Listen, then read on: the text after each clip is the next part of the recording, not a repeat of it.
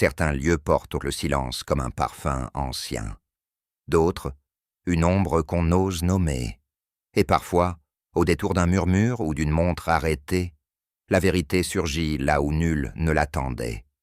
Ce soir, une énigme tissée de regrets, d'héritage et de secrets vous attend à pas feutrés. Avant de commencer, dis-moi en commentaire, d'où écoutes-tu cette histoire et quelle heure est-il chez toi, prête? Entrons dans l'histoire. Les roues de la voiture s'enfonçaient légèrement dans le gravier humide lorsque le conducteur ralentit à l'approche de la grille. Hastings, penché vers la vitre, contempla la silhouette sombre de la demeure dressée au sommet de la colline. Un mince voile de brume s'élevait lentement du sol, adoucissant les contours des arbres, comme si la nature elle-même hésitait à révéler ce qu'elle cachait. « Voilà donc Cambridge Hill », murmura-t-il, plus pour lui-même que pour son compagnon. Poirot, bien calé dans son siège, ne répondit pas immédiatement. Il observait la façade du manoir avec une intensité silencieuse, une architecture sobre, presque austère, mais d'une noblesse contenue. Le genre de maison où les secrets ne se disent jamais à voix haute. Ils furent accueillis par un majordome au geste rigide qui les mena à travers un vestibule boisé jusqu'à une antichambre chauffée. L'air y était tiède, presque figé. Un parfum discret d'encaustique, mêlé à une odeur de papier ancien, semblait imprégner les murs. Poirot s'arrêta brièvement sous un lustre, leva un sourcil, puis reprit sa marche d'un pas mesuré. Hastings, lui, ressentait déjà ce léger resserrement à la poitrine qu'il éprouvait parfois avant qu'un drame ne se dessine. Une femme mince, vêtue d'une robe austère, à col fermé, apparut à l'entrée du salon. Sa posture droite trahissait une discipline intérieure, mais son regard fuyant ne put masquer une tension difficile à dissimuler. « Madame Holloway, la gouvernante », annonça le majordome avant de s'effacer. Elle salua Poirot d'un mouvement sec de la tête, puis à Hastings, plus brièvement encore. Son ton était poli, mais privé de chaleur. « Sir Adrian vous attend dans la bibliothèque. La maison est calme ces derniers temps. » Poirot inclina légèrement la tête, mais avant de franchir le seuil, il se retourna lentement vers elle. « Calme, dites-vous » demanda-t-il doucement. Un battement de paupières, à peine perceptible, traversa le visage de la gouvernante. « Trop calme sans doute. Il y a des ombres, monsieur, que la lumière n'efface pas toujours. » Puis, elle disparut, laissant derrière elle un silence plus lourd que ses paroles. En attendant qu'on les introduise, Hastings laissa errer son regard dans le petit salon de réception. Une cheminée basse, éteinte, des meubles anciens, disposés avec soin mais sans âme. Et, au-dessus du manteau de pierre, un tableau qu'il n'avait pas immédiatement remarqué. C'était le portrait d'une femme aux traits pâles, le regard posé au loin. Une tristesse imperceptible semblait suspendue à la commissure de ses lèvres. Le cadre était d'un doré discret, mais légèrement terni, comme si le temps lui-même avait cessé de vouloir le faire briller.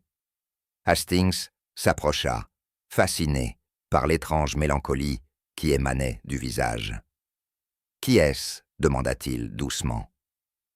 Le majordome, reparaissant derrière lui, répondit simplement. « On ne la nomme plus, monsieur. » Et comme pour clore le sujet, il ouvrit les portes de la bibliothèque. Le thé avait été servi dans une salle baignée d'une lumière basse, tamisée par d'épais rideaux. Autour de la table, quelques figures attendaient en l'arrivée de Sir Adrian. Lady Vane, d'abord, assise raide, les mains croisées sur une coupe de porcelaine intacte. Son port altier n'effaçait en rien la froideur de ses traits. Elle salua Poirot d'un léger mouvement de tête, sans un mot. À sa gauche, un homme jeune, nerveux, tournait distraitement sa cuillère dans une tasse déjà vide. Thomas, le fils du maître de maison, à ce que Hastings comprit rapidement. Il ne cessait de jeter des coups d'œil vers l'entrée, comme si quelque chose ou quelqu'un lui manquait. « Et votre cousine, mademoiselle Julia ?» demanda Poirot avec douceur. Un silence. Puis Lady Vane répondit, sans ciller. « Elle ne se sent pas bien aujourd'hui. Elle préfère le silence à la conversation. » Hastings nota l'échange de regards entre la mère et le fils. Il n'était pas certain que l'absence de la jeune femme fût simplement due à une indisposition. Le dîner se déroula dans une atmosphère étrange, ponctuée de phrases érudites sur l'histoire anglaise, de souvenirs de jeunesse à Oxford et d'échanges sur les récentes publications de Sir Adrian. Les invités semblaient bien rodés à ces conversations, chacun restant dans son rôle, sans éclat, sans passion. Puis, au moment du dessert, alors que les domestiques se retiraient, Sir Adrian posa sa serviette sur la table et se redressa légèrement. Son regard, d'abord tourné vers Hastings, se fixa sur Lady Vane. « Il me semble que le moment est venu de mettre certaines choses en ordre, » dit-il d'un ton calme. Un frisson parcourut la pièce. « J'ai pris la décision de modifier mon testament. Il est inutile de le cacher. Certains secrets, même bien gardés, finissent par peser trop lourd. » Un silence épais s'installa, presque palpable. Seul le cliquetis lointain d'une horloge brisa l'immobilité générale. Thomas regardait fixement son assiette. Lady Vane avait refermé les yeux. Poirot, quant à lui, avait posé sa fourchette. Son regard s'était légèrement affûté, mais nul ne le remarqua. Quand le dîner s'acheva, chacun se leva avec une lenteur mesurée, comme si les mouvements physiques étaient devenus lourds de sous-entendus. Le murmure des conversations reprit, feutré, presque irréel. Poirot, sans mot dire, promena ses yeux sur les visages. Une main tremblait légèrement sur une coupe de sherry. Un sourire retenu mourait déjà sur les lèvres de Thomas. Lady Vane, droite comme un cyprès, s'éloigna sans adresser un mot à personne. Il n'y avait pas eu de dispute, pas d'éclat, pas de cri. Juste une annonce et les conséquences invisibles qu'elle venait de déclencher. Hastings allait parler, mais Poirot leva un doigt discret. « Pas encore, mon ami, » souffla-t-il à voix basse. « Les réponses viendront. Mais il faut d'abord observer ce que provoque le poids d'un silence. » Et ils s'enfoncèrent dans le couloir, chacun déjà retenu par le pressentiment d'une vérité qui attendait dans l'ombre. Le jour naissait à peine sur Cambridge Hill, enveloppant les jardins d'une lumière pâle, incertaine. Une brume légère flottait encore entre les haies taillées et les allées sinueuses. Hastings avait quitté la chambre tôt, attiré par l'odeur du thé que l'on préparait au rez-de-chaussée, lorsqu'un cri brisa le calme du matin. Non un cri aigu ou paniqué, mais une exclamation étouffée, presque incrédule. Il accourut vers la porte vitrée donnant sur le versant nord.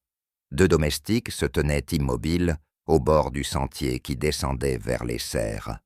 À leurs pieds, étendu comme un pantin aux membres désarticulés, gisait le corps de Sir Adrian Vane, son bras gauche replié sous lui, son visage tourné non vers la pente, mais vers la maison.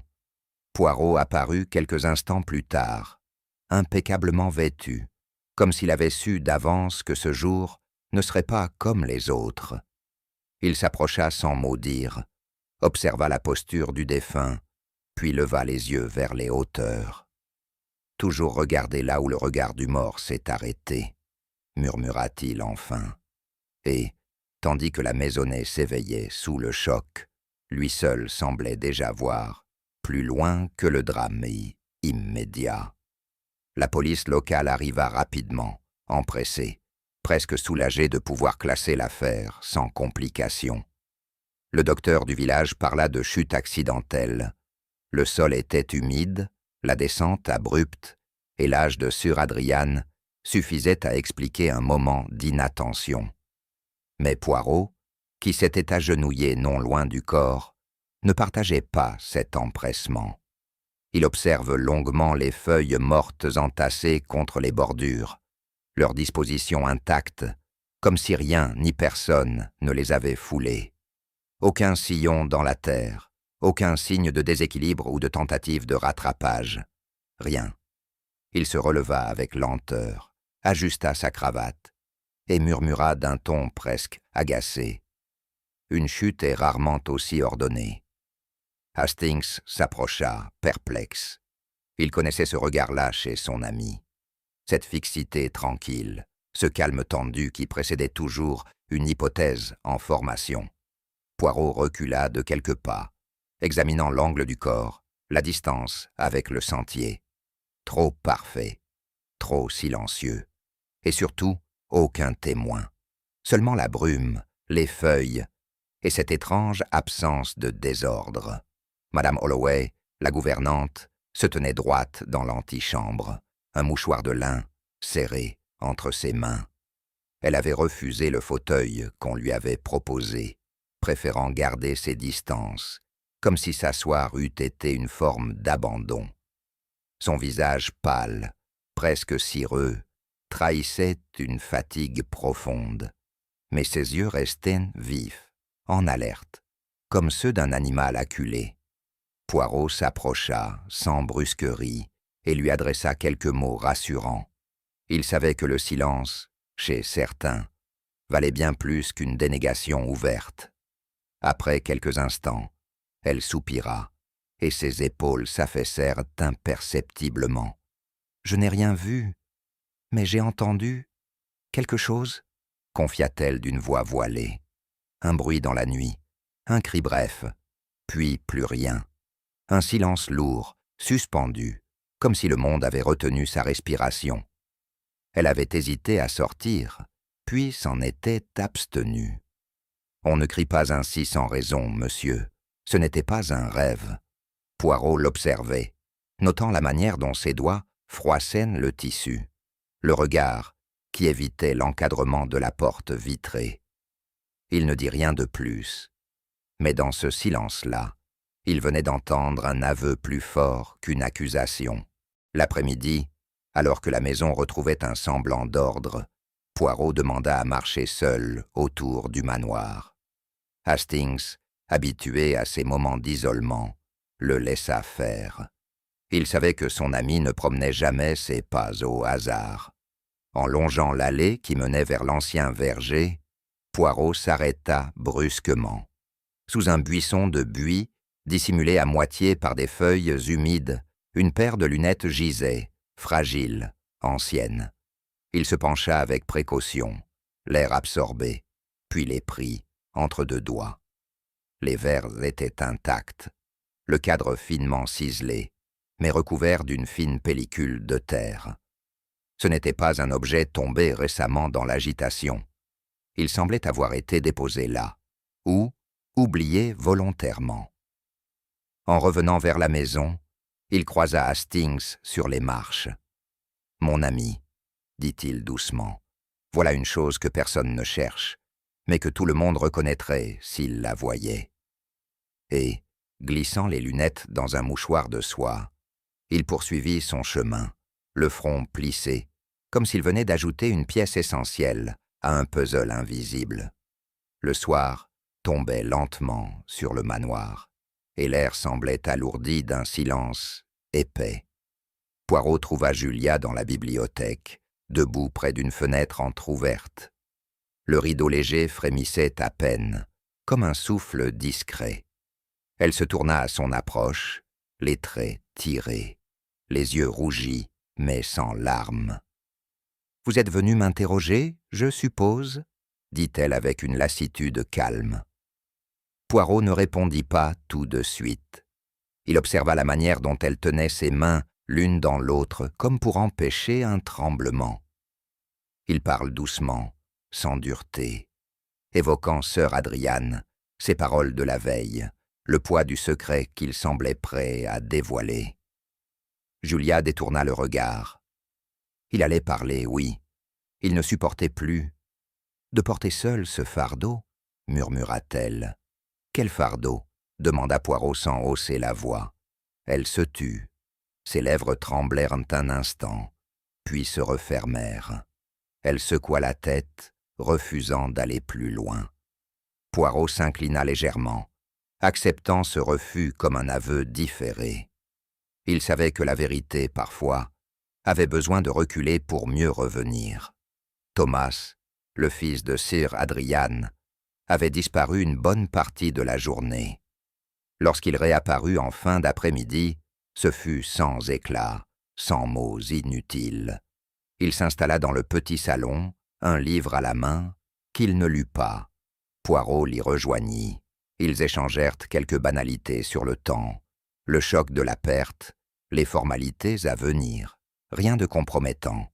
Mais Hastings, en retrait, observait les mains du jeune homme. Elles tremblaient légèrement à chaque changement de page. Le détective laissa passer un silence. « Vous n'avez rien dit, hier soir, après l'annonce de votre père ?» Thomas haussa les épaules, d'un geste désabusé. Il parlait souvent de changement, mais il ne changeait jamais rien. Le ton était calme, mais sec. Poirot se pencha légèrement vers lui. Et pourtant, cette fois, il en avait l'intention. Thomas referma le livre, sans brusquerie. Ses yeux restèrent fixés sur la tranche de cuir. « Il ne devrait pas toujours être permis de ressusciter le passé, » murmura-t-il. Et dans ce murmure, Poirot entendit bien plus qu'une opinion. La nuit tomba sur Cambridge Hill avec une lenteur presque cérémonieuse. La maison, figée dans son deuil, semblait respirer à peine. Dans le petit bureau attenant à sa chambre, Poirot s'était installé seul, les mains croisées sur un carnet ouvert, vide de toute écriture. Il ne bougeait presque pas. Hastings, qui passait devant la porte entr'ouverte, ne se risqua pas à entrer. Il savait que son ami travaillait dans ces silences-là. Un cri dans la nuit, une montre arrêtée, une gouvernante ébranlée, des lunettes abandonnées, un tableau que l'on ne nomme pas, et cette annonce troublante qui avait fait vaciller la façade des convenances. Chaque détail flottait encore, isolé, mais le sentiment d'une structure invisible commençait à poindre. Ce n'était pas la mort d'un homme que Poirot cherchait à y expliquer, mais l'histoire d'un silence ancien, savamment entretenu, dont la fracture venait de provoquer une cascade d'aveux étouffés. Il se leva enfin, alla jusqu'à la fenêtre. La colline se dessinait en ombre douce sous la lune, paisible en apparence. Mais il savait, lui, que c'était là que tout avait commencé, et qu'un secret, depuis trop longtemps contenu, cherchait à se faire entendre. Dans le silence feutré du bureau, où les effets personnels de sœur Adriane avaient été déposés, Poirot demanda qu'on lui apporte la montre-bracelet du défunt. Le majordome s'exécuta avec une raideur mêlée d'appréhension et déposa l'objet sur un petit coussin de velours, comme s'il s'agissait d'un artefact sacré. Poirot, sans un mot, prit la montre dans ses mains et en observa les détails. Le cuir du bracelet, patiné par les ans, portait encore la forme discrète du poignet de son propriétaire. Mais c'était le cadran qui accaparait toute son attention. Les aiguilles, figées, indiquaient exactement minuit. Il pencha la tête, ferma brièvement les yeux, puis les rouvrit lentement. Un tic-tac interrompu ne signifiait pas seulement une panne. C'était une rupture, un arrêt net, non pas du mécanisme, mais d'un moment. Hastings, debout non loin de là, s'apprêtait à commenter, mais Poirot leva légèrement la main. Il n'était pas question de déranger la pensée en marche. La montre avait parlé, à sa façon, et ce qu'elle disait Aucun témoin ne l'avait encore mentionné. Assis dans un fauteuil capitonné près de la fenêtre, Poirot tenait toujours la montre dans le creux de sa paume, comme un petit cœur mort. Son regard flottait au-delà du paysage, perdu dans un horizon intérieur. « Le temps, murmura-t-il, est l'allié du menteur, jusqu'à ce qu'il cesse de battre. » Pour lui, le temps figé n'en était pas seulement une indication pratique, c'était une métaphore, un symbole redoutable. Les crimes les plus sournois ne sourdiment pas dans l'ombre, mais dans les silences du passé. Les remords que l'on croyait enterrés, les souvenirs que l'on préférait ne pas exhumer.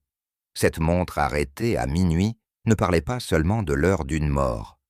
Elle évoquait aussi celle d'un basculement, d'un choix, d'un acte irréversible. Poirot laissa glisser du bout des doigts la montre sur le bois de la table, puis redressa le buste. Son esprit, affûté par des années d'observation, savait déjà que ce minuit-là n'était pas une coïncidence. Il était la trace laissée, volontairement ou non, par une conscience au bord du vertige. La montre, posée devant les convives rassemblés dans le petit salon, attira les regards comme un insecte épinglé sur un coussin. Poirot, avec sa douceur coutumière, expliqua qu'elle s'était arrêtée à minuit, une heure que personne, jusqu'à présent, n'avait évoquée. Le silence qui suivit fut coupé net par une voix tendue. « C'est ridicule. » Thomas, jusque-là contenu, s'était levé brutalement, le visage tendu, presque blême. Mon père adorait ces effets théâtraux. Toujours des énigmes, toujours des indices, comme si la vie n'était qu'un roman à résoudre. Et vous entrez dans son jeu. Poirot l'observa calmement. Il ne répondit pas tout de suite. Il laissa le jeune homme s'agiter, accumuler les mots, étouffer un trouble qu'il ne maîtrisait pas. « Cette montre, reprit Thomas d'un ton sec, a pu tomber, se casser. Ce n'est pas une preuve, juste une distraction. » Mais dans ses yeux, Poirot lut autre chose. La peur que cette distraction devienne précisément ce qu'elle était, une vérité trop précise, trop intime. Le genre de vérité qu'on voudrait effacer du cadran. La sonnette retentit en fin d'après-midi, rompant le calme pesant qui régnait dans la maison. Le majordome, surpris, ouvrit la porte à un homme mince, élégant, portant un manteau sombre et une valise étroite. Il se présenta comme Paul Lemoine, ancien élève de Sire Adrian. Poirot, alerté, le reçut dans le petit salon. Lemoine s'exprimait avec aisance, une voix posée, presque professorale. Il expliqua qu'il avait reçu, quelques jours auparavant, une lettre étrange de son ancien maître, l'invitant à venir le voir avant qu'il ne soit trop tard. Il parlait d'un poids qu'il ne voulait plus porter seul, de choses qu'il m'avait eues autrefois, mais qu'il voulait désormais mettre au clair. Hastings fronça les sourcils, mais Poirot, lui, écoutait sans ciller. Ce Paul Lemoine n'était pas un visiteur de courtoisie, il avait été convoqué, volontairement, peut-être même comme témoin. « Avez-vous conservé cette lettre ?» demanda Poirot.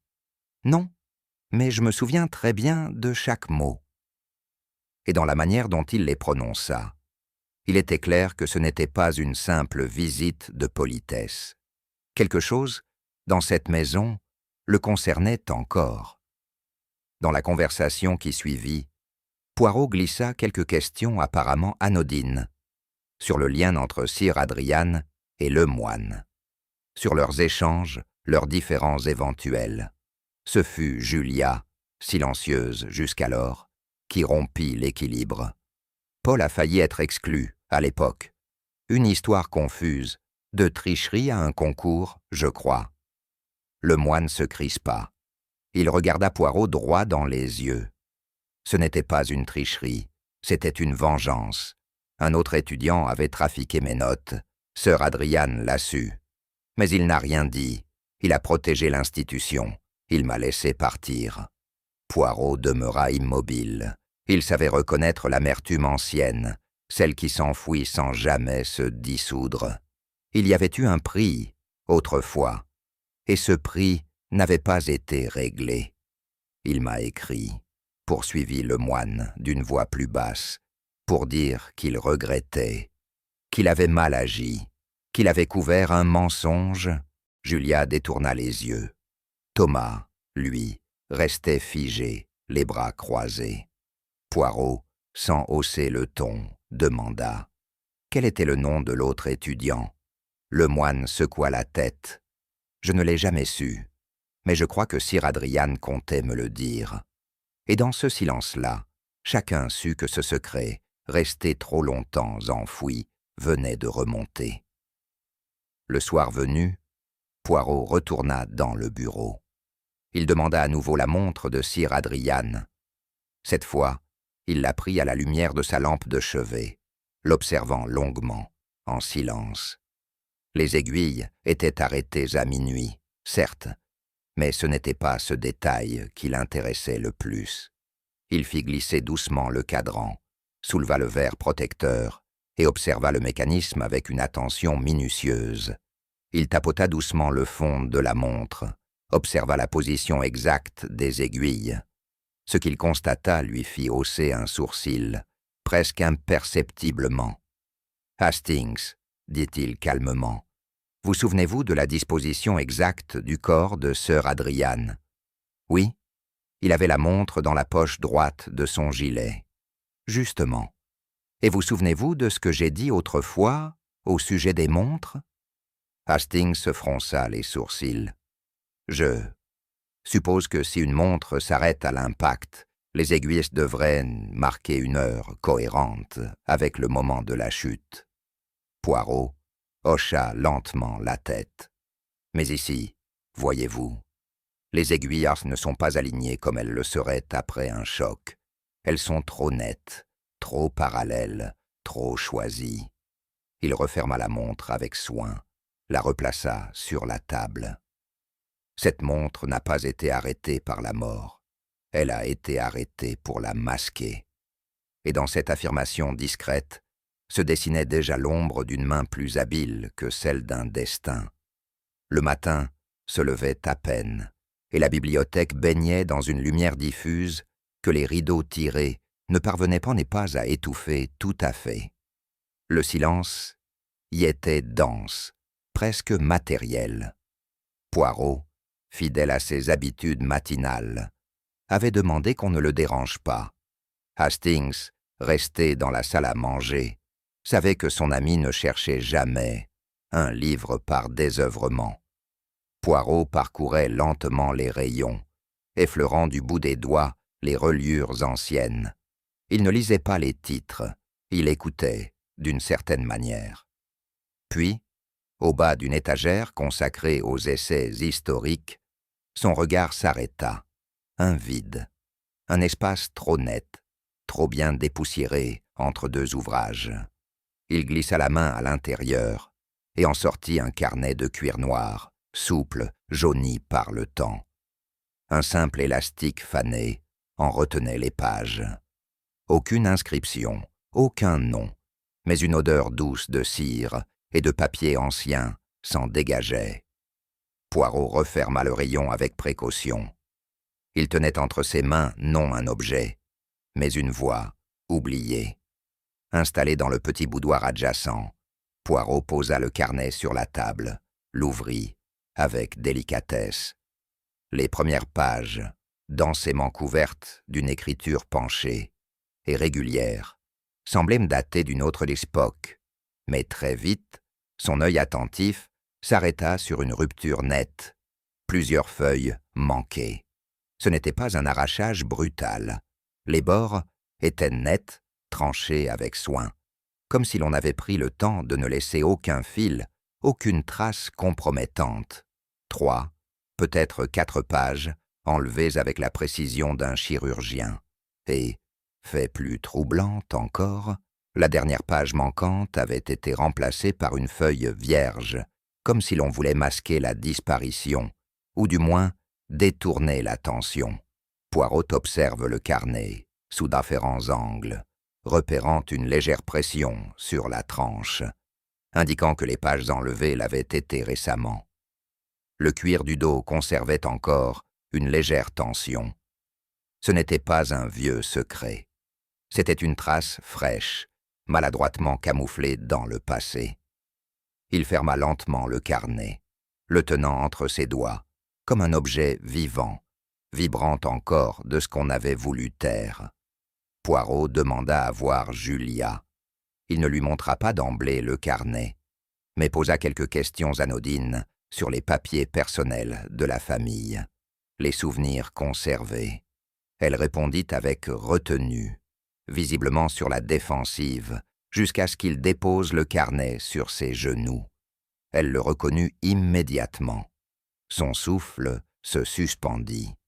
Un battement de cils plus long que les autres trahit son trouble. C'était à elle, dit-elle doucement, à la mère de Thomas. Elle caressa du bout des doigts la couverture, puis ajouta plus bas. Elle écrivait chaque soir des choses qu'elle n'osait dire à personne. Poirot attendit. Julia ouvrit le carnet, lut quelques lignes, puis referma lentement l'ouvrage. Elle est morte au bas de l'escalier. On a parlé d'un malaise, d'une chute, mais je n'ai jamais cru que ce fût un simple accident. Le murmure de sa voix résonnait comme une litanie ancienne.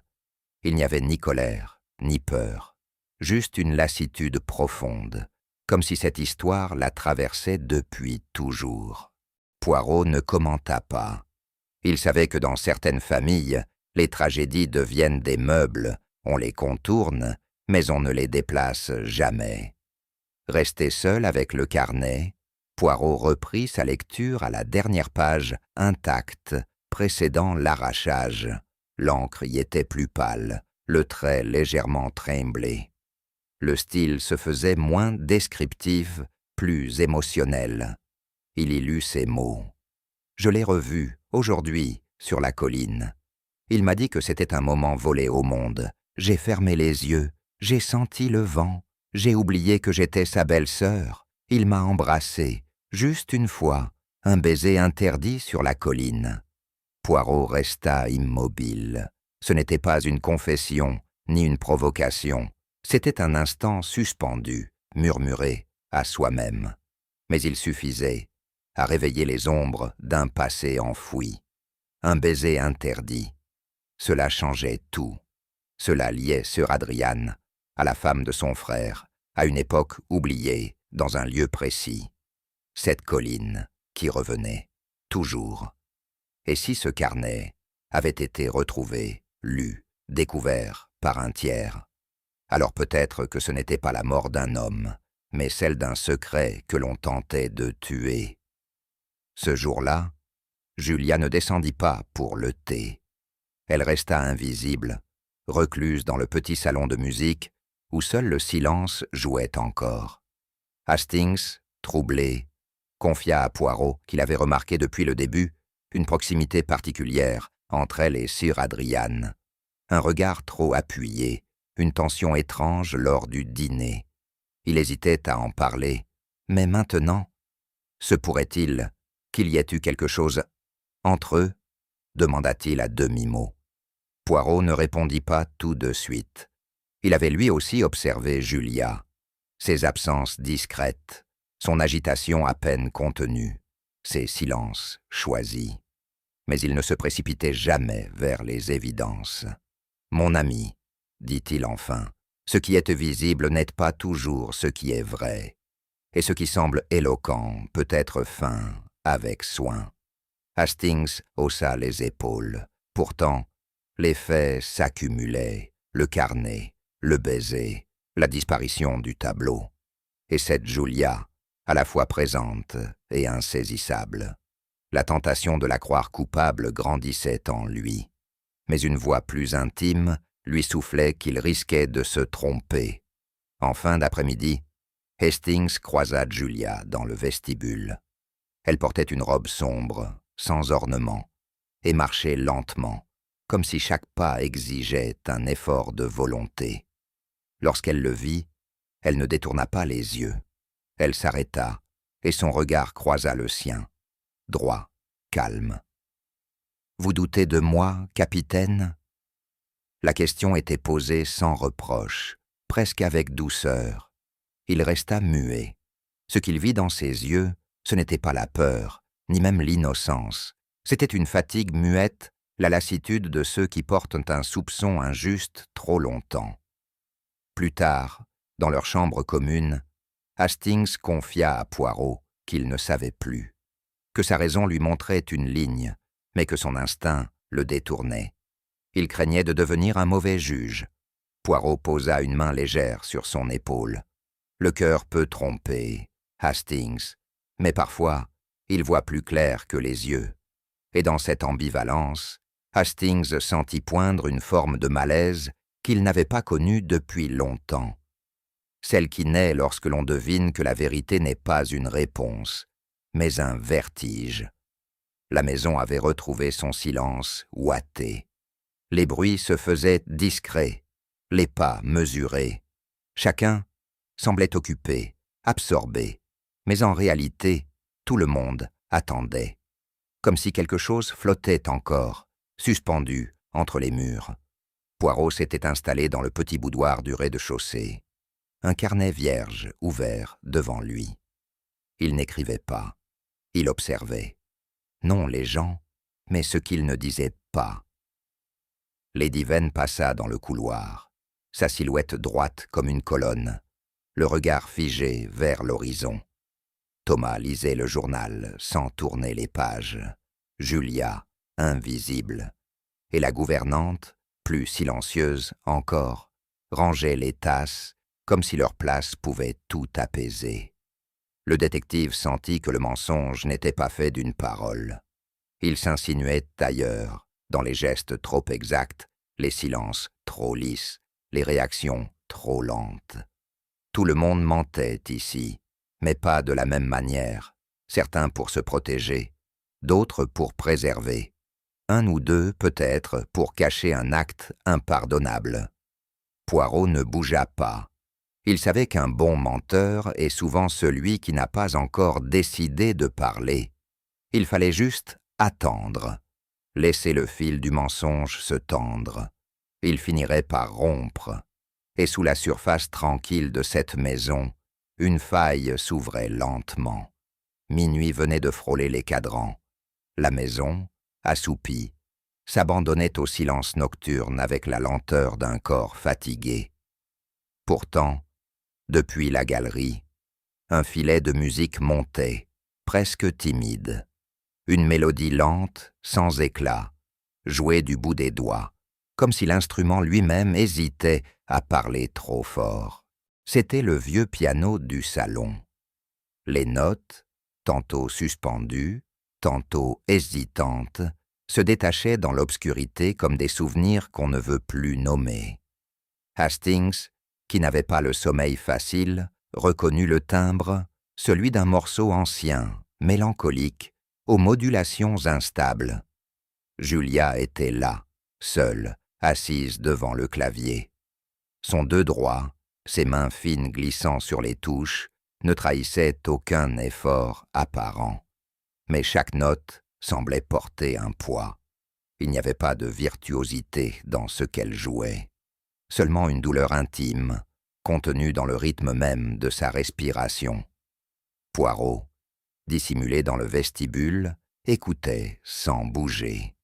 Il ne cherchait pas la musique, il cherchait ce qu'elle tentait de dire, sans le dire. Poirot demeura dans la pénombre, immobile comme un souvenir figé dans le bois du parquet. Il ne cherchait pas à surprendre, ni à analyser. Il observait, à distance, comme on écoute un chagrin que l'on n'a pas le droit d'interrompre.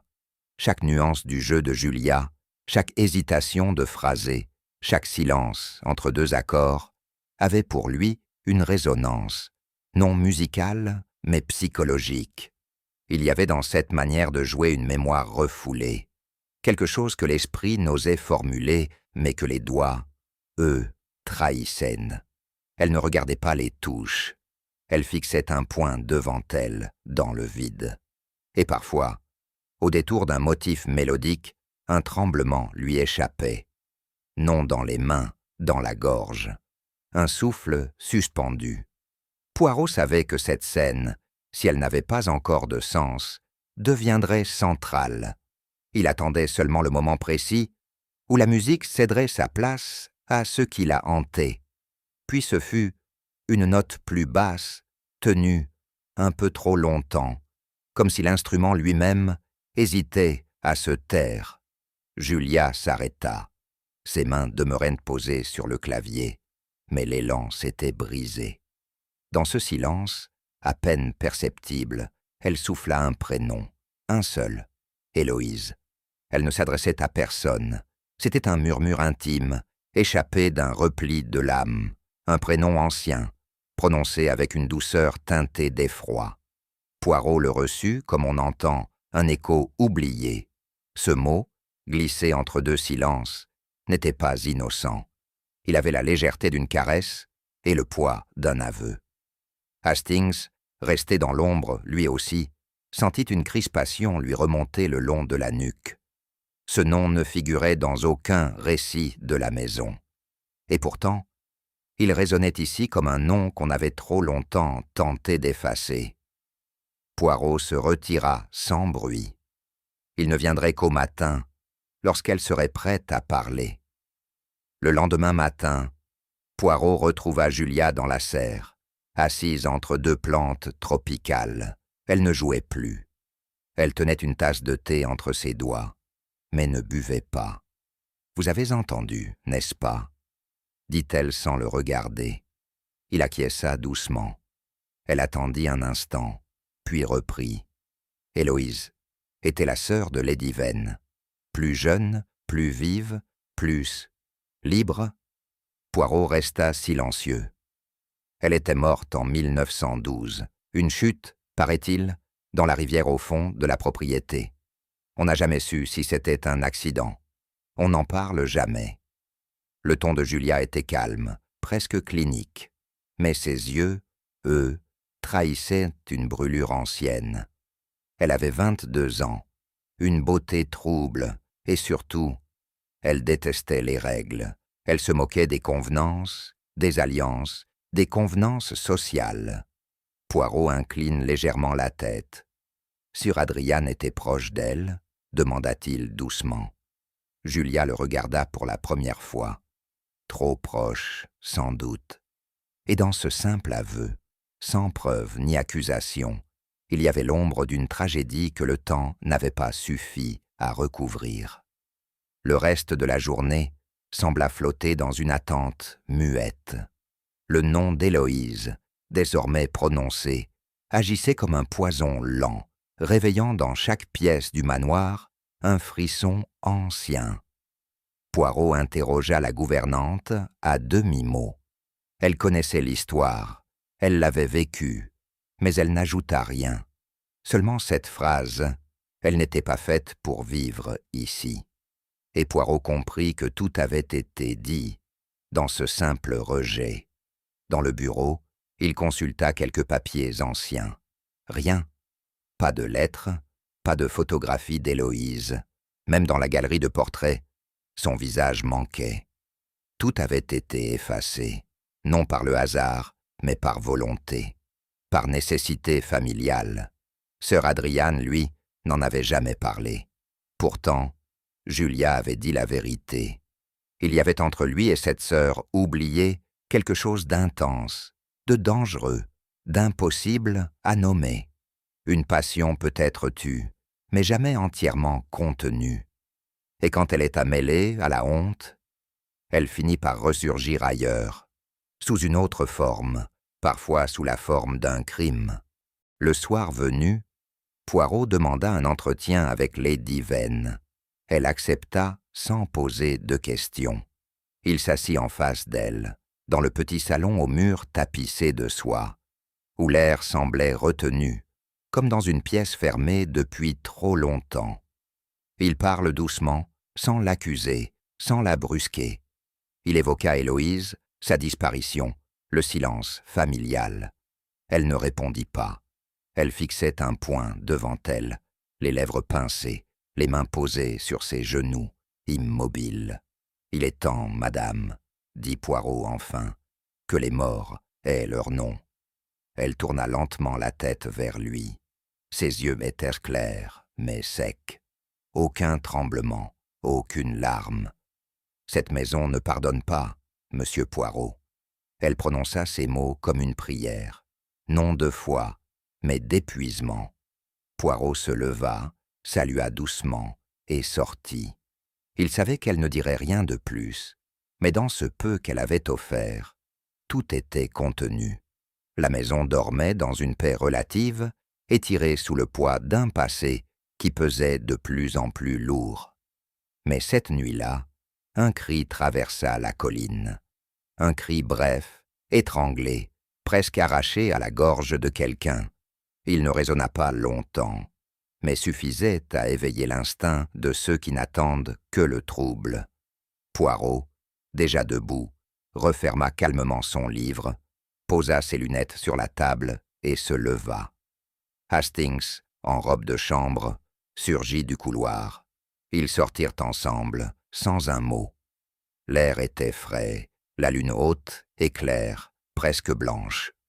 Au pied du sentier qui menait au vieux verger, ils aperçurent une silhouette étendue. C'était la gouvernante, Madame Holloway, étendue de côté, les bras repliés sous elle, la joue marquée d'un filet de sang sec. Elle respirait, faiblement. Sa chute n'était pas mortelle, mais elle n'était pas non plus anodine. Son poignet semblait tordu, une ecchymose se formait sur sa tempe. La terreur figée sur ses traits était celle d'un regard qui avait vu plus qu'il n'aurait dû. Poirot s'agenouilla à ses côtés. Son regard remontait déjà le sentier, là où rien ne bougeait, mais où quelque chose avait pourtant laissé sa trace. Le lendemain matin, Madame Holloway était alitée, sous la surveillance discrète d'une infirmière appelée à la hâte. Son regard fuyait, ses mots glissaient à peine au-delà de ses lèvres. Mais Poirot, patient, s'installa à ses côtés, sans poser de questions immédiates. Elle parla la première. Pas d'excuses, pas d'explication, une phrase seulement. « Je n'aurais pas dû vouloir écrire. » Poirot se pencha légèrement. « Une lettre, n'est-ce pas ?» Elle acquiesça. Sa voix n'était plus qu'un souffle. « À Scotland Yard, je voulais dire ce que je savais, ce que j'avais vu, il y a longtemps. » Poirot ne la pressa pas. Il savait que les secrets anciens se défendent jusqu'à l'épuisement. « Et vous comptiez la poster demain matin ?» Elle hocha la tête. Mais quelqu'un l'a su. Poirot ne demanda pas comment. Il comprenait déjà. Une parole glissait trop vite, un regard en trop. Et le passé s'était refermé sur elle comme un piège. La lettre n'avait jamais été postée. Le papier avait disparu. Mais l'intention, elle, avait suffi à déclencher une réponse. Violente, brutale, silencieuse. Une tentative de silence imposée. Et pour Poirot, cela valait déjà aveu. Le carnet retrouvé quelques jours plus tôt, celui de la mère de Thomas, n'avait pas encore livré tous ses mystères. Poirot, désormais convaincu qu'il renfermait plus qu'un simple témoignage personnel, le relut avec une minutie nouvelle. Et ce fut dans l'une des dernières pages intactes, dissimulée derrière une double pliure, qu'il découvrit une étrange strophe. L'écriture y était différente, plus nerveuse, presque rageuse, comme si elle avait été tracée dans l'urgence. Le texte disait « Là où la lune touche la pierre, le secret gît sans lumière. Que nul ne creuse, que nul ne pleure, car l'ombre veille sur l'erreur. » Poirot relut lentement chaque vers, le menton légèrement incliné. Ce n'était pas une confession, ni un poème de jeune fille mélancolique, c'était un avertissement, un indice codé. Il fit aussitôt le lien avec le relief de la propriété, la topographie de la colline, et une pierre qu'il avait déjà remarquée. un menhir isolé, dressé dans l'herbe, que la lune éclairait pleinement à certaines heures. Ce n'était pas qu'un décor, c'était un lieu, un repère. Hastings, averti, fronça les sourcils. « Vous pensez que quelque chose y est caché ?» Poirot répondit simplement. « Je pense, mon ami, que quelqu'un a voulu enterrer plus qu'un souvenir. » Et le vent qui soufflait depuis la colline semblait murmurer une confirmation discrète. Ce fut Julia qui, d'une voix basse, brisa le fil du silence. Ils étaient dans la bibliothèque, et Poirot venait de refermer le carnet au vers cryptique. Elle restait debout, les bras croisés, le regard fixé sur une étagère sans intérêt, comme s'y reposerait une réponse trop longtemps cherchée. Le portrait d'Héloïse, il a disparu. Poirot releva lentement la tête. Il n'avait jamais vu ce tableau. Aucun indice ne lui avait indiqué qu'un tel portrait avait existé. Il était là, dit-elle en désignant du menton le mur au-dessus de la console. Un petit format, pastel sur toile. C'était une esquisse, mais très fidèle. Elle y avait ce regard, libre. Poirot s'approcha de l'espace vide. Le mur était nu, sans trace de clous, sans marque de poussière, nettoyé, comme si le tableau n'avait jamais été accroché. Et pourtant, l'assurance de Julia ne laissait place à aucun doute. Il a disparu il y a quelques jours. Je n'y ai pas prêté attention, jusqu'à ce que vous prononciez son nom, Héloïse. Elle se tut un instant, puis ajouta, plus bas, ce n'était pas un vol, c'était un effacement. Et Poirot, en observant l'espace vide, sentit que l'on tentait de gommer le regard d'un fantôme trop vivant. Lorsque Poirot évoqua publiquement la disparition du tableau, ce fut comme si une onde invisible traversait les convives. Ils étaient réunis pour le dîner, et la conversation, jusqu'alors feutrée, vacilla sans bruit. Les couverts cessèrent un instant de tinter. Un verre resta suspendu à mi-hauteur, puis fut reposé sans qu'une gorgée n'en fût bue. Lady Vane baissa les yeux sur son assiette avec une lenteur volontaire, comme pour masquer une réaction trop vive. Thomas se contenta de hausser les épaules, mais son geste était trop sec, trop défensif. « Ce n'était qu'un croquis, rien d'important, » murmura-t-il. Julia, elle, ne dit rien. Elle fixait un point invisible dans la pièce. Poirot n'accuse personne. Il n'insista pas, mais il vit les regards se détourner, les gestes devenir mécaniques, les conversations se diluer en faux sujets. Dans les visages, il lut non pas le choc, mais l'inconfort, comme si chacun, à sa manière, craignait que l'ombre d'Héloïse ne ressurgisse à travers une image, un regard peint, un souvenir trop net. Et cette peur, il le savait, ne venait pas du tableau. Elle venait de ce qu'il représentait, une vérité que certains avaient cru définitivement dissimulée. Depuis cette soirée, Poirot ne quittait plus la maison des yeux. Il s'y déplaçait avec lenteur, en silence, notant chaque absence, chaque porte restée entr'ouverte, chaque ombre glissant trop vite dans un couloir. Il y avait dans l'air une tension nouvelle, plus subtile que la peur, une forme de pression invisible, comme une main posée sur la nuque, à peine perceptible, mais continue. Il sentit que quelque chose s'était déplacé dans l'équilibre précaire des jours. Non un acte, mais une intention. Quelqu'un, quelque part dans la maison, se préparait. Pas à fuir, mais à frapper à nouveau. Le silence était devenu suspect. Le bois du parquet semblait gémir d'un autre ton. Le tic-tac des horloges, trop régulier, évoquait désormais une attente. Et dans les yeux de certains, il y avait ce reflet fugace qu'on surprend parfois chez ceux qui ont franchi une ligne invisible. Poirot ne parlait pas de cela à Hastings. Il gardait ses impressions pour lui, les laissait mûrir. Mais intérieurement, il savait. Le crime n'était pas terminé. Ce n'était pas un meurtre isolé, mais une dynamique, une réaction en chaîne déclenchée par une vérité longtemps contenue. Et cette vérité, libérée trop tôt, cherchait désormais un second silence, plus définitif. Le matin s'était levé sur Cambridge Hill, dans un voile de brume douce, enveloppant les sentiers, d'un silence presque bienveillant.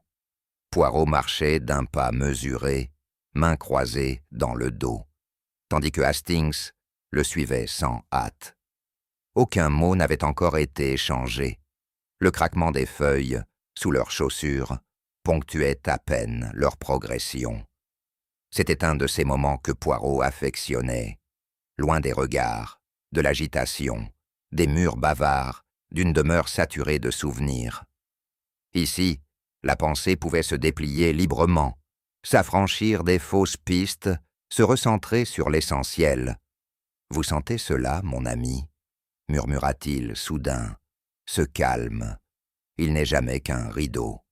Derrière, toujours, quelque chose s'agite. » Hastings répondit par un regard pensif, le visage encore marqué par les tensions de la veille.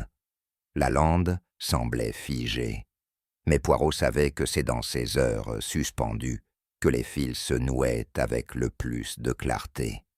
Et ce matin-là, certains nœuds commençaient enfin à se resserrer autour d'un cœur battant. Invisible, mais bien réel. Alors qu'il longeait un vieux muret moussu, Poirot s'arrêta un instant pour observer un chêne tordu par les années. Il leva légèrement le menton, comme s'il écoutait un murmure venu d'un autre temps. « Les familles, mon cher Hastings, portent en elles des blessures qu'aucun testament ne peut refermer, dit-il doucement. Elles transmettent, sans le vouloir, bien plus que des biens. Elles lèguent des silences. » Hastings, troublé, acquiesça sans un mot. L'affaire prenait à ses yeux une dimension plus intime, presque douloureuse.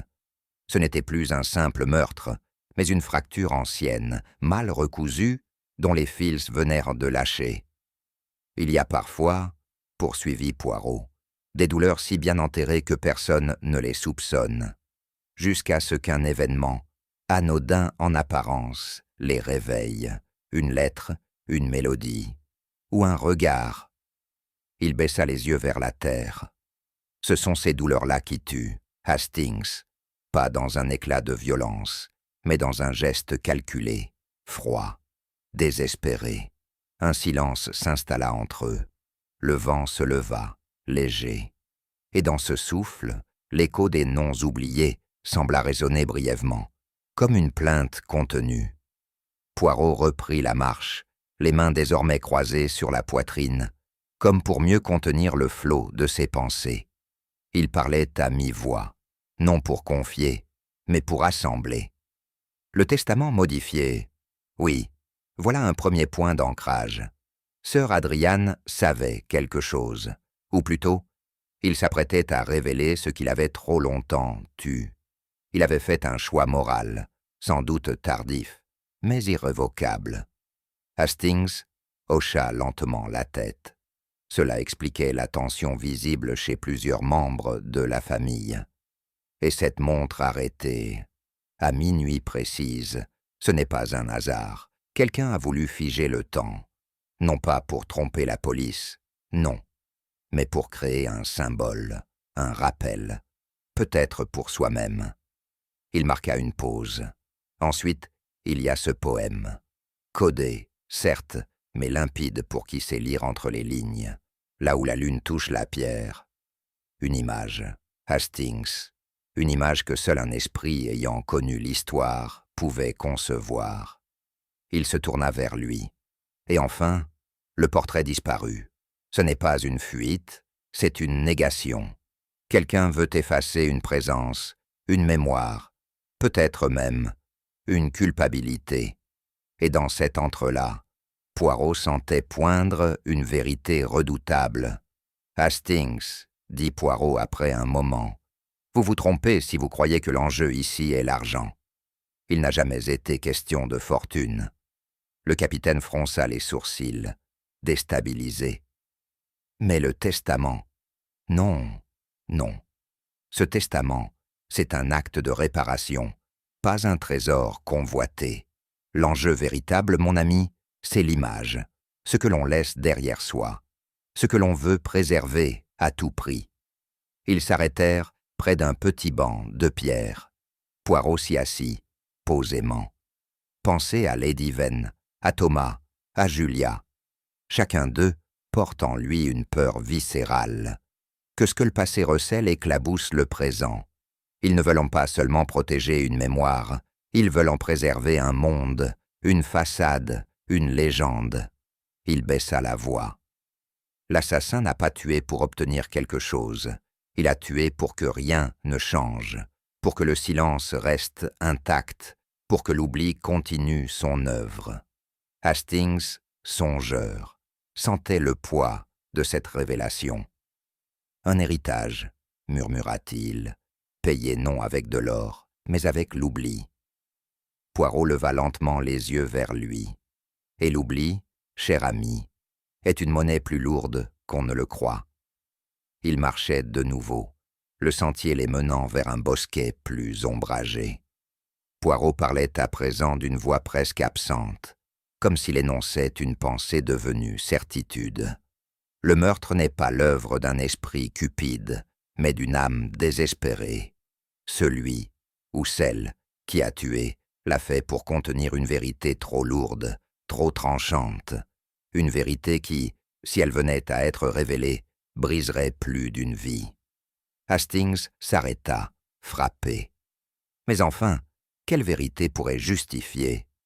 Poirot ne répondit pas immédiatement. Il regardait les arbres, leurs branches enchevêtrées, pareilles aux ramifications d'un secret familial. Parfois, dit-il enfin, ce n'est pas la vérité elle-même qui est dangereuse, mais les conséquences qu'elle entraîne, les regards qui changent, l'amour qui s'efface, le nom qui se salit. Il posa brièvement la main sur l'épaule de son ami.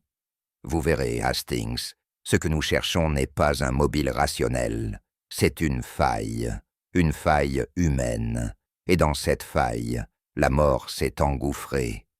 Hastings ne répondit pas. Il marchait en silence, le regard perdu sur la ligne trouble de l'horizon. Ce n'était plus une enquête, songeait-il, mais un dévoilement douloureux, une forme d'accouchement moral dont personne ne sortirait indemne. À ses côtés, Poirot avançait avec lenteur, mais sans hésitation. Il portait ce fardeau invisible avec la même élégance que son complet 3 pièces, comme une obligation tissée dans son être même. Hastings comprenait à présent. La vérité ne libérait pas toujours. Elle accablait parfois. Et c'est dans ce silence-là que la justice, peut-être, commencerait à se dessiner. La pendule sonna. 7 heures, avec une lenteur presque solennelle. Dans le grand salon du manoir, les visages se rassemblaient, un à un, comme appelés par un pressentiment qu'aucun mot ne justifiait encore. L'atmosphère était pesante, faite d'attentes contenues, d'un silence où les respirations elles-mêmes semblaient coupables. Lady Venn, drapée dans un châle trop lourd pour la saison, gardait les mains jointes sur ses genoux, les yeux fuyants. Thomas se tenait debout près de la fenêtre, feignant d'observer les nuages, mais jetant de temps à autre un regard inquiet vers la porte. Julia, plus pâle qu'à l'ordinaire, gardait les bras croisés, figée dans une posture de défense inconsciente. Poirot entrait sans empressement, suivi de Hastings. Il ne salua personne. Il se contenta de prendre place près de la cheminée, son regard scrutant chacun, comme s'il lisait, à même les silences, le poids des fautes enfouies. « Mes amis, dit-il enfin, je vous remercie d'être venus. » Sa voix, douce mais ferme, ne souffrait ni interruption ni détour. Ce que j'ai à dire ce soir concerne non seulement la vérité, mais ce que l'on a voulu cacher. non pas pour nuire, mais pour survivre. Il marqua une pause. Nul ne bougea. Il est temps, maintenant, de faire la lumière. Et vous verrez, cette lumière n'éclaire pas seulement un crime, elle révèle ce que chacun portait depuis trop longtemps, en secret. Dans le silence tendu, seul un craquement discret du bois dans la cheminée accompagna ces mots. Poirot s'était légèrement penché en avant, les doigts entrelacés, la voix plus grave, presque caressante. Il y avait autrefois, dans cette maison, une jeune femme nommée Héloïse, une sœur oubliée, un nom à peine murmuré, et pourtant, elle fut bien réelle, douce, vive, trop sensible peut-être pour ce monde de conventions et de silence pesant. Il regarda Lady Vane. Celle-ci ne leva pas les yeux. En 1912, un drame s'est joué ici, officiellement. Une chute dans les escaliers, un destin tragique, vite enseveli sous les convenances. Mais dans les replis de cette histoire se cachait un poids plus sombre. Il marqua une brève pause, laissant le silence faire naître une tension presque palpable. Héloïse aimait un homme qu'on ne jugeait pas, convenable. Et Sir Adrian, patriarche tout-puissant, n'a pas supporté ce lien. Alors il a fait ce que tant d'hommes de sa génération ont fait, il a imposé, il a menacé et il a brisé. Les visages s'étaient figés. Ce soir-là, Héloïse ne s'est pas suicidée, elle a soit été poussée, peut-être pas de la main, mais par une volonté froide, calculée, et depuis, cette maison porte son silence comme une cicatrice. Julia ferma les yeux, la gorge nouée. Sir Adrian a vécu avec cela, et il a vieilli, jusqu'à ce qu'un jour, il décide de réparer. Tardivement. Trop tard, peut-être.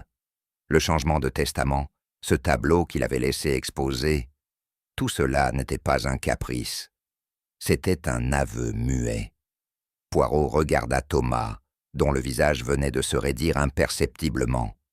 Mais un aveu, pour certains, est une menace. Et il est des vérités que l'on préfère étouffer, quitte à tuer. Un frisson traversa la pièce, comme si l'ombre d'Héloïse avait glissé entre les fauteuils. « Vous voyez, » dit Poirot, « tout commence avec ce carnet, mutilé, arraché. Mais pourquoi ? La gouvernante y avait inscrit, dans le langage de la poésie, ce qu'elle n'osait formuler en clair. Un aveu, encore. Là où la lune touche la pierre, le secret gît. Ce n'était pas un simple vers, c'était une balise, elle savait, ou elle avait compris. Il sortit le carnet de sa poche et le posa doucement sur la table basse. Ensuite, ce tableau, celui d'Héloïse. Il a disparu non pour être vendu, mais pour être effacé, rayé du souvenir. Car il contenait plus qu'une image. Il rappelait une faute dont Sir Adrian avait finalement accepté le poids, et que quelqu'un, ici, voulait enterrer de nouveau. Son regard effleura successivement les visages. Aucun ne répondit. Seuls les battements de la vieille horloge semblaient faire écho à ces mots. Enfin, le testament, modifié en faveur de Julia. Et pourquoi ?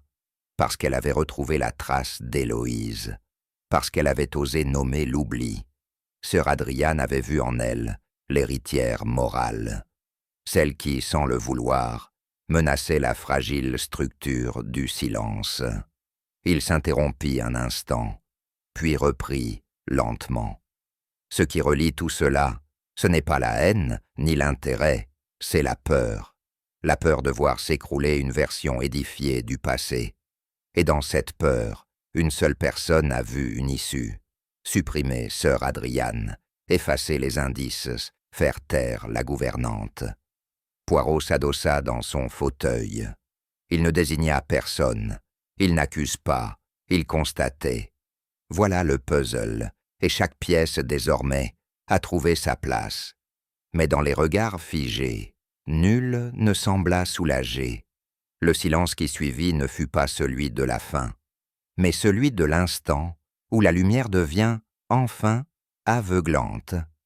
Dans le silence suspendu du salon, le regard de Poirot s'arrêta, calme mais intransigeant, sur une silhouette qui jusque-là avait régné dans l'ombre, non par discrétion, mais par autorité. « Lady Vane, dit-il doucement. Elle ne sia pas, mais un frémissement presque imperceptible traversa le tissu de son châle. Il n'y eut aucun cri, aucune protestation, juste ce silence à peine fendu par un souffle. C'est vous, madame, qui avez mis fin à la vie de Sir Adrian. Hastings, malgré les heures passées à assembler les pièces du puzzle, sursauta à ces mots. Quant aux autres, ils semblaient figés, comme pétrifiés, par une révélation qu'ils n'avaient pas su ou voulu pressentir. Poirot poursuivit, son ton n'ayant pas varié d'un souffle. Ce n'est pas le désir de vengeance qui vous a guidé, ni même l'intérêt. C'est autre chose. Une chose bien plus puissante encore chez certains. La peur du déshonneur. La crainte que le nom des Vane, si solidement érigé dans la respectabilité, ne soit souillé par un secret trop longtemps tu. Lady Vane tourna enfin lentement la tête vers lui. Il n'y avait ni rage ni déni dans son regard, seulement une immense fatigue, comme si le poids des années, soudain, l'avait rattrapé. « Vous avez voulu empêcher la lumière de se faire, » poursuivit Poirot, avec cette inflexible douceur qui lui était propre. « Mais parfois, madame, c'est l'ombre que l'on nourrit qui finit par dévorer ce que l'on a voulu préserver. » Un long soupir s'éleva alors, indistincte, comme venu d'une époque révolue. Ce fut un geste simple, dit Poirot. Mais il porta le poids d'un siècle de silence. Il s'était levé, lentement, comme si ces mots devaient désormais se détacher de lui avec gravité. Vous avez trouvé le carnet. La gouvernante, prudente, y avait caché les ultimes mots d'Héloïse, recopiés d'un cahier oublié. Des vers, oui, mais surtout une vérité, l'aveu d'un amour interdit, brisé par le père, et d'une volonté, celle de Sir Adrian, de réparer. Il s'interrompit un bref instant, puis reprit, plus bas. C'est à ce moment, madame, que vous avez compris. Compris que le testament modifié, le tableau exposé, n'étaient que les premiers pas. Sir Adrian voulait tout révéler, il allait parler. Et vous ne pouviez le permettre. La salle était muette. Seul le bruissement d'une étoffe ou le craquement d'un siège témoignait encore d'un monde en mouvement. Ce soir-là, alors qu'il avait quitté la maison pour une courte marche, vous l'avez rejoint. Il ne s'en est pas méfié. Après tout, vous étiez sa veuve, la gardienne silencieuse du domaine. Mais au détour du sentier, près de cette pierre que touche la lune, vous avez posé une main sur son bras, une parole, un souffle, puis un déséquilibre. Vous avez fait un pas en avant, lui, un pas de trop. Poirot ne la quittait pas des yeux. Il a chuté, sa tête a heurté la roche, et vous êtes resté là, debout dans la nuit, à regarder ce que le silence venait d'achever. Lady Vane, cette fois, ne répondit pas. Son regard s'était perdu au-delà des murs, comme si, dans la nuit de son propre souvenir, elle revivait le souffle de ce geste qui n'avait jamais été de colère, mais de nécessité, selon elle. Et pourtant, la justice avait commencé son chemin. Le manoir semblait respirer différemment, non plus comme une demeure figée dans la mémoire, mais comme un lieu qu'on réapprivoise, avec une prudence mêlée d'espoir. Julia avait franchi le seuil avec lenteur, le regard attentif, presque humble. Elle n'avait rien d'une conquérante. Elle avançait comme une héritière silencieuse, non de la fortune, mais des blessures anciennes. Les domestiques, discrets, avaient repris leur service sans un mot. L'air portait encore les traces d'une tension, dissipée, comme après un orage nocturne. Julia monta à l'étage, puis redescendit sans bruit, les mains vides, mais le regard plus ferme.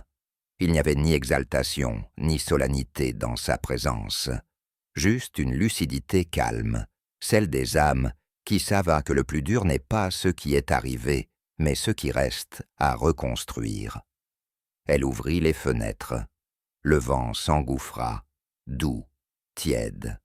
Et dans le silence à peine troublé, la maison sembla s'incliner légèrement, comme pour saluer son retour. On avait retrouvé le tableau dans l'ancien garde-meuble, dissimulé sous une bâche poussiéreuse, à demi renversée entre des caisses de linge oubliées.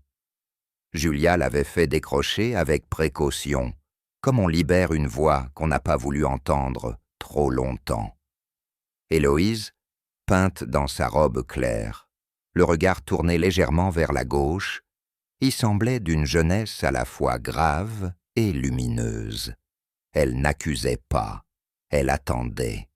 Le portrait fut suspendu dans l'entrée, à l'endroit exact où sœur Adriane l'avait un jour voulu, non comme une provocation, mais comme une réparation discrète.